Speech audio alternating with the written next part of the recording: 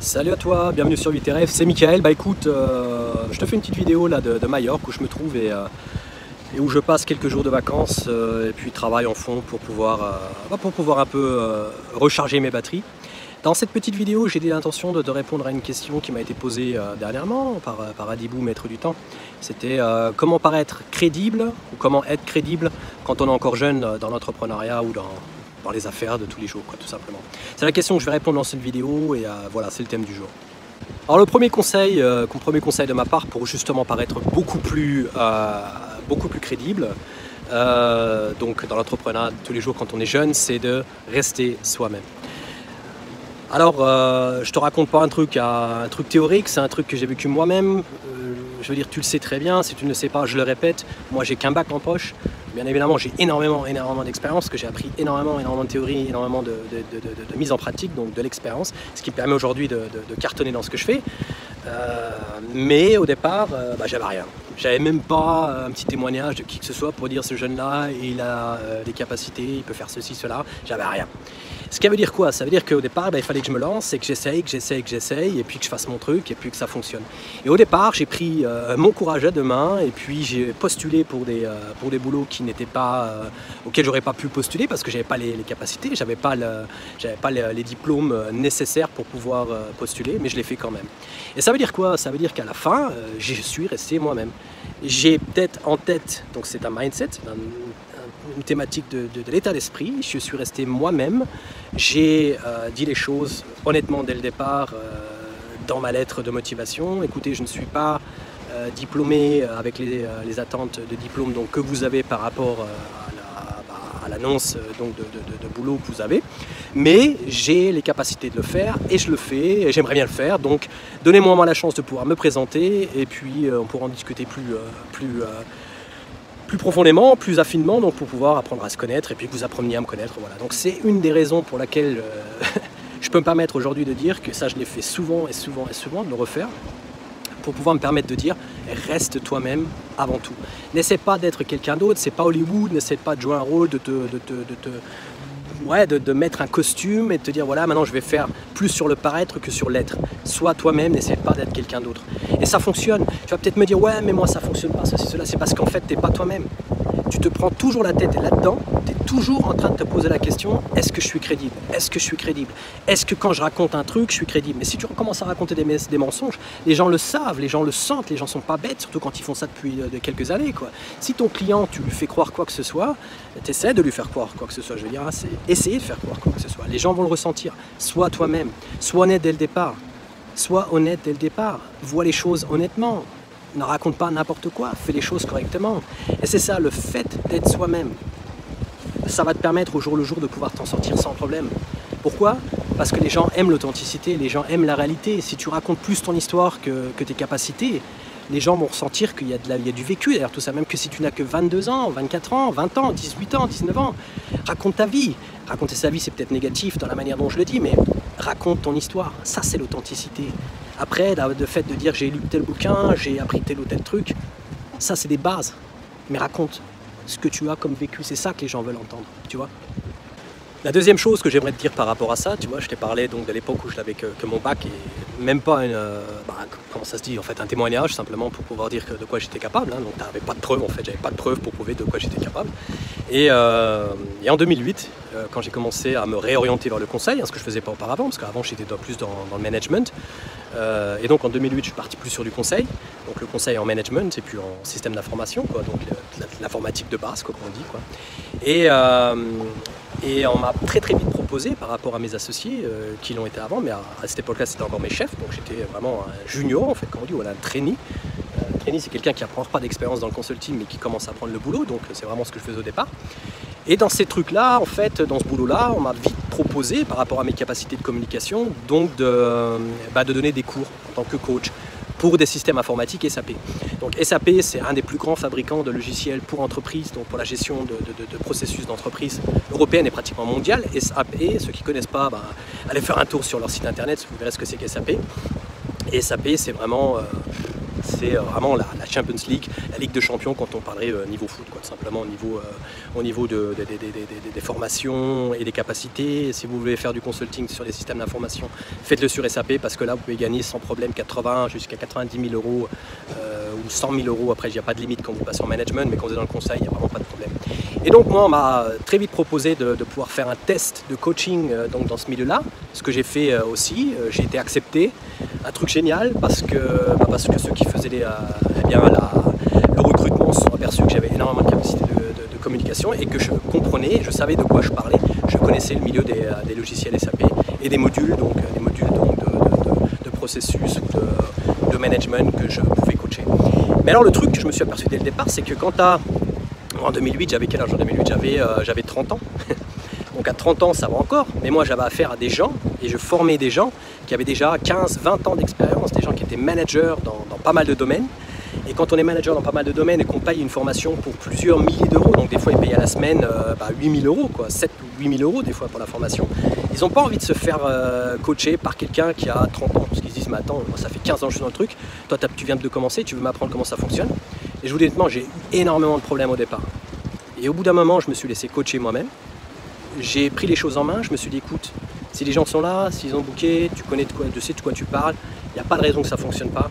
Et après, c'était tout un truc de mindset. Donc c'était vraiment tout dans ma tête. Je me faisais des films sans arrêt en me disant ouais mais les gens, on est là. Je me suis pris aussi des fions dans la figure, les gens me disaient mais qu'est-ce que vous voulez m'apprendre ? Et au bout de quelques heures, les gens revenaient. Et je vous le dis honnêtement, les gens revenaient et me disaient écoutez monsieur Pinto, honnêtement respect parce qu'avec votre jeune âge, vous m'avez appris des choses ces dernières heures que je ne savais même pas. Et ça, je pense que c'est vraiment un bon exemple pour te prouver qu'à la fin, tout est dans la tête. Donc, sois toi-même, sors de la norme, fais les choses comme il faut faire, quoi. Et c'est ça le deuxième type.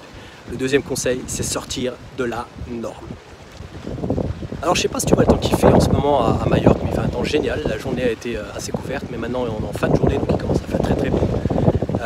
La lumière est superbe. J'espère que tu me comprends. S'il y a pas trop j'ai pas de micro bavette là, comme tu vois. Donc c'est un peu chaud, mais voilà, je fais quand même la vidéo parce que c'est à l'arrache et c'est comme ça que je fais les choses. Et je sors de la norme. Voilà. Donc comme je viens de te dire, sortir de la norme, ça veut dire quoi ? Ça veut dire que fais les choses différemment. Analyse la concurrence, analyse le marché, regarde ce que les autres font et fais les choses un peu différemment. En étant toi-même et en sortant de la norme, donc en faisant les choses un peu différemment, les gens verront que chez toi, ils n'auront pas du copier-coller. Tu fais pas du Ed Hardy en mettant des motifs de tatouage sur tes vêtements, tu fais pas des trucs qui ont déjà été faits, non, tu fais quelque chose de nouveau si tu veux faire dans la SAP. Dans le conseil, c'est exactement la même chose, fais les choses à ta manière. Si les gens sont du genre à faire plus des vidéos en ligne ou alors à faire du conseil sur place, pose-toi la question, qu'est-ce que je pourrais faire différemment ? Comment je peux changer ma stratégie marketing de façon à pouvoir aborder les gens tout simplement avec du naturel et puis surtout avec une certaine différence. Sortir de la norme, ça veut dire être différent du reste. Si tout le monde va vers la droite, vers la gauche. Si les gens veulent monter, descends. Si les gens veulent descendre, monte. Sors du truc, tu vois. C'est pas parce que tout le monde s'achète les Nike URH en ce moment ou alors les chaussures de, je sais même pas comment elles s'appellent, les pompes de Kanye West là. Les Yeezy ou la Yeezy, je sais plus comment elle s'appelle, et si tout le monde les achète pas, quoi. Sors de la norme, fais ton truc à toi, montre aux gens que tu es différent, montre-leur que tu penses et que tu agis différemment du reste. Et en étant comme ça, tu seras différent et tu pourras réussir. Je n'ai connu personne jusqu'à maintenant qui a réussi et qui a vraiment fait des choses standards. Fais les choses différemment, même si tu vends les mêmes produits. Regarde Apple. Apple sort de la norme alors qu'en étant honnête, un téléphone Nokia pourrait faire le truc. Alors ce que je veux dire par Apple, l'exemple d'Apple, c'est un très très bon exemple. Qu'est-ce que fait Apple ? Quand on réfléchit, Apple, je ne sais même pas s'ils sont encore numéro 1 parce qu'il y a énormément de concurrence en Chine en ce moment, mais ce qui est sûr, c'est qu'ils font les choses différemment. Si les gens sont prêts à attendre 48 heures devant la porte d'un magasin Apple pour acheter un nouvel iPhone, pose-toi la question, qu'est-ce qu'il y a derrière, qu'est-ce qu'il y a de différent ? Et cette différence, tu vois, c'est justement ce que je viens de te dire, c'est le mot différence. Qu'est-ce qui différencie de la marque HTC, de la marque Huawei, de la marque Samsung ou je ne sais quoi. Qu'est-ce qui les différencie, Apple, du reste ?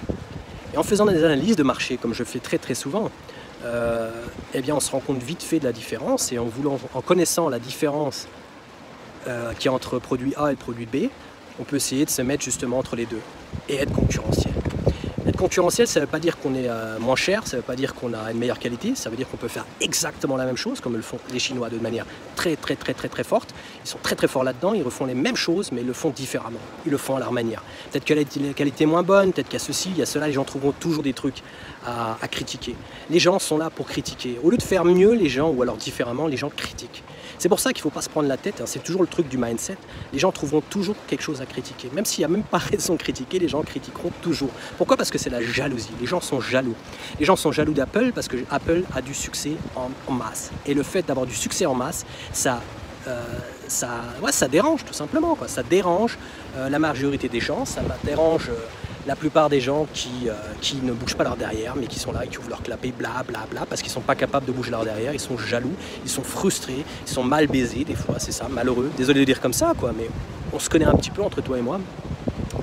Et je suis comme je suis, et si ça te plaît pas, bah c'est pareil, voilà, parce que je reste comme je suis, je ne te joue pas un rôle.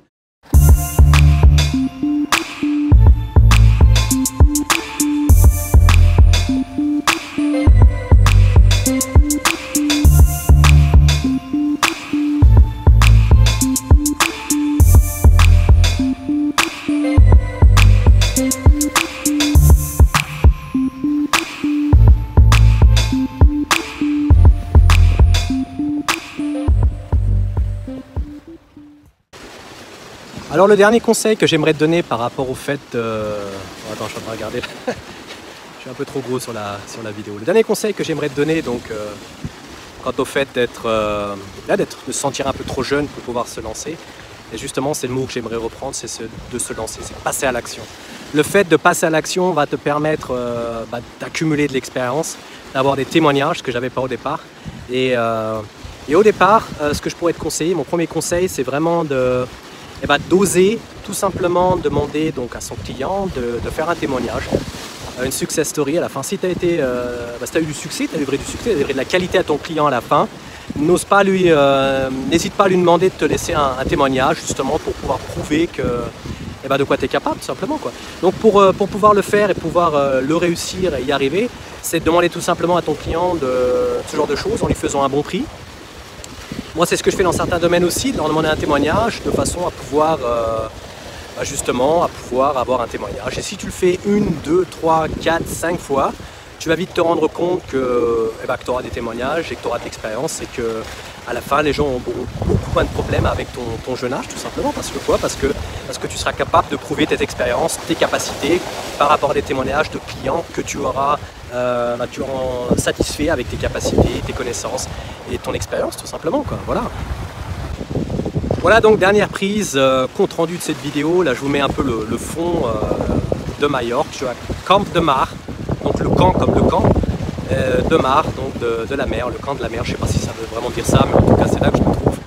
C'est sur Majorque, l'île des Baléares. Et il fait un temps génial. Je voulais vous faire profiter de cette baie dans laquelle je me trouve et où je passe quelques jours de vacances.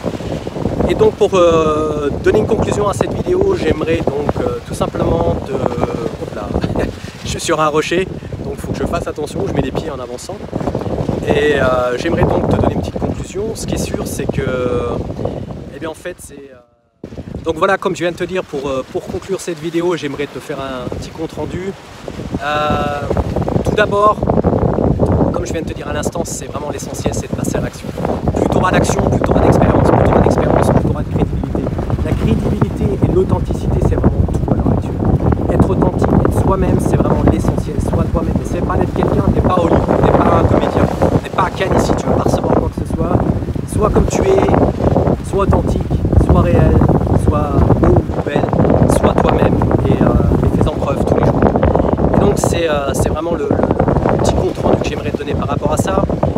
Sache que même moi, je viens d'avoir 40 ans, plus tu auras d'expérience, plus tu arriveras à jouer dans une...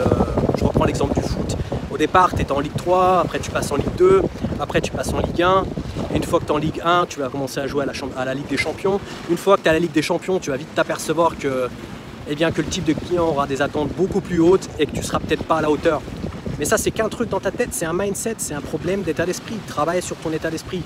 Si tu pars du principe que tout est faisable et que la réalité représente en fait ce que tu vas atteindre et pas ce que tu vis à l'heure actuelle, Donc tu n'es pas en train de regarder ce que tu as réussi, mais ce que tu veux réussir.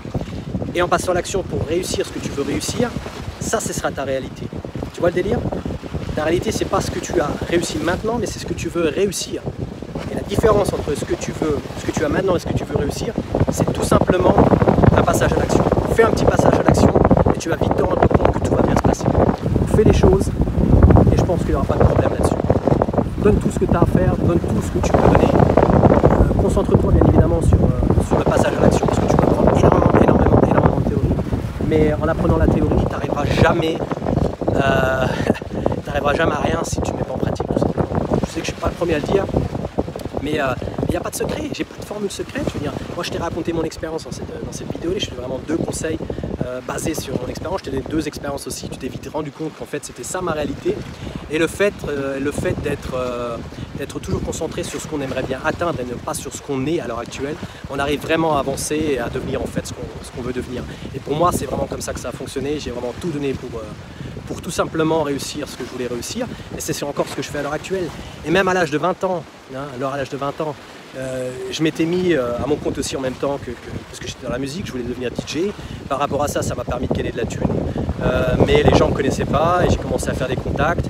J'ai demandé aux gens de m'aider et ensuite j'ai renvoyé l'ascenseur. Et puis c'est comme ça que ça s'est passé aussi au niveau du DJing. La musique c'était exactement pareil. Au niveau du consulting c'est exactement la même chose. Demande les gens de m'aider, après je leur dois quelque chose, je renvoie l'ascenseur. Et c'est ça le délire. C'est en étant honnête, en disant écoute, je ne suis pas capable de faire ceci, cela, mais si tu peux m'aider, dès que je le pourrai, je te renverrai à l'ascenseur. Voilà. Donc c'était un petit compte rendu, comme je vous disais, je suis à Majorque, à Camp de Mars. J'espère que ça a été la réponse que Adibou a attendue de ma part. On pourra en reparler aussi en tête à tête si tu veux, Adibou, il n'y a pas de problème. Mais voilà, c'était la petite vidéo que j'avais promis, où je te souhaite une bonne semaine, un bon week-end, et puis à bientôt. Voilà. Ciao, c'était Mickaël de Viterrec. Ciao.